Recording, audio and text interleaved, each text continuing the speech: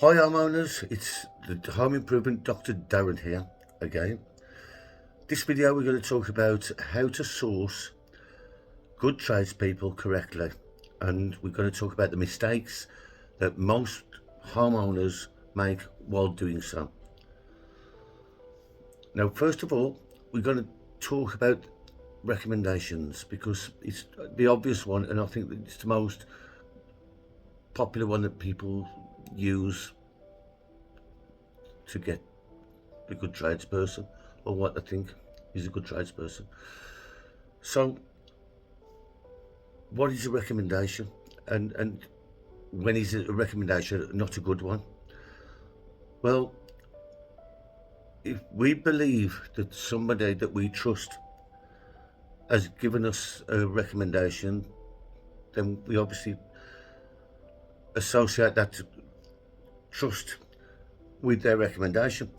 However, this is one of the big mistakes that people make from this point. Just because we trust somebody else, that's a friend or family that we've known for years, and they say, "Oh, I know a builder, a carpenter, a plasterer, a roof tiler. I know somebody, and I'll give you the number and give them a call. They're lovely people."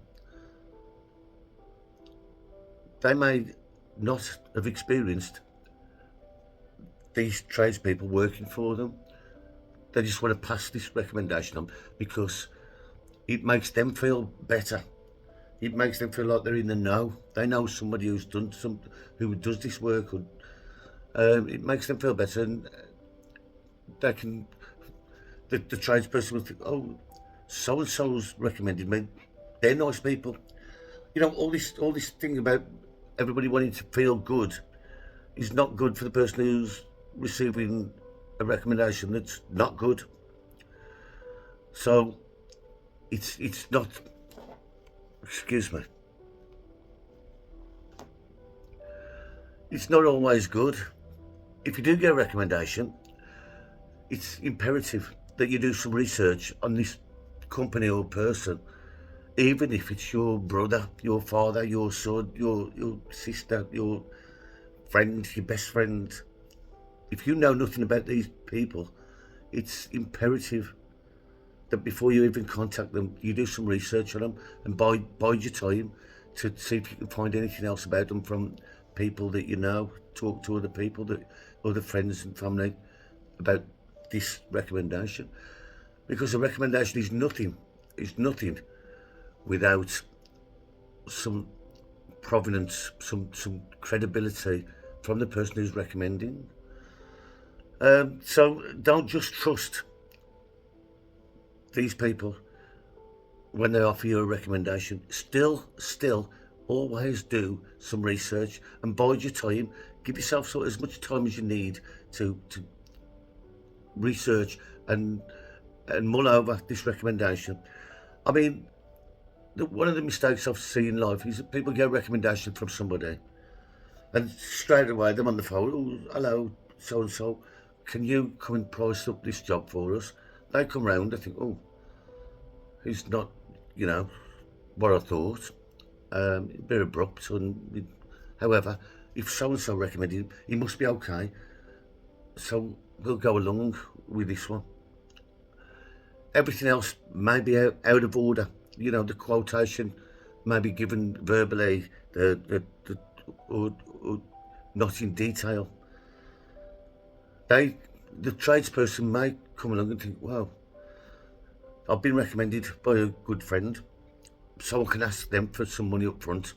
They'll understand because they trust me, because they trust the person who recommended."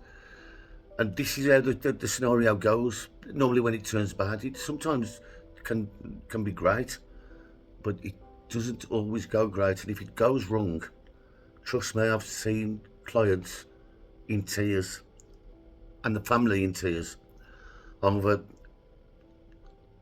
having the wrong tradesperson to do their work. Sometimes it can be a nightmare, living nightmare. So you've got to be really careful about how nothing is worth being complacent about. It's your life, your money, and your home. So please go be clinical. Go buy the book, which I wrote a book. Go buy the book and take every step in a clinical manner. Because if you don't, you'll look back and you'll think, wow, I wish I'd have done something. I wish I'd have done this right. I wish we'd have asked for a more detailed quote. Something was missing out the quote, and we didn't question it because we trusted these people because it was a recommendation. However, that's the recommendation issue. It's probably going to be your best option of getting a good tradesperson. A recommendation is absolutely solid if it's from somebody who knows and has experienced this tradesperson or this company. But it should never go past your process or into your process without your background research and some time to mull it over. You may not even get on with this person that these people trusted and liked. And sometimes, but quite a lot of time, too many people want to recommend somebody. Oh, I know somebody. Everybody wants to know somebody. So it's flippant. The recommendations can be flippant. You've got to know it's solid. You've got to know it's a solid recommendation, and they've experienced and they can guarantee the work. Well, not necessarily guarantee, but they can vouch for these people. A recommendation is in our game, in this issue, this genre. A recommendation is somebody recommending somebody else to do a service for you. It's been used too flippantly over the years. Like I say, everybody wants to know somebody who does so and so. It makes them feel important, like they know people.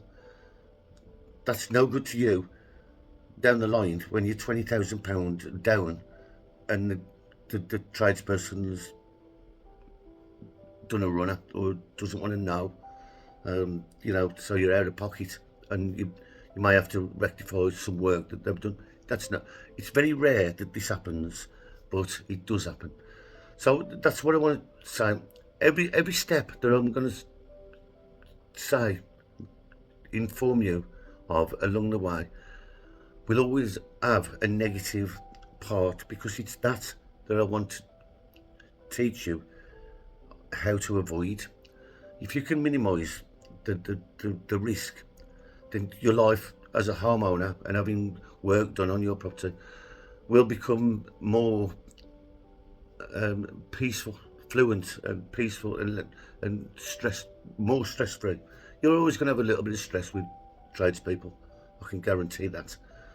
And likewise, tradespeople will always have stress with clients, homeowners.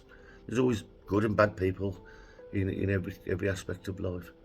However, being as you're going to pay these people, it's better that you do the research and be sure that you've got the best of your options, that you're employing the best people, even if you don't really like them. They may be clinical and meticulous in their work and business practice, so they may be easier to deal with in the long run throughout the progress of your project. So take that into account. Don't just go for somebody that just because you like them or you got something in common. Go with them. Know exactly that they are capable of carrying out the work in a professional manner. That's skill-wise and business-wise, money-wise as well. So the next video is going to be about how to source good tradespeople from another aspect, and the next video I'm going to make is how to source tradespeople who are passionate. And this is a very important one: how to spot a passionate tradesperson. So stay tuned. give us the likes and make some comments. Give me some ideas and tell me about your stories, good or bad. And I'll see you on the next video. Thank you.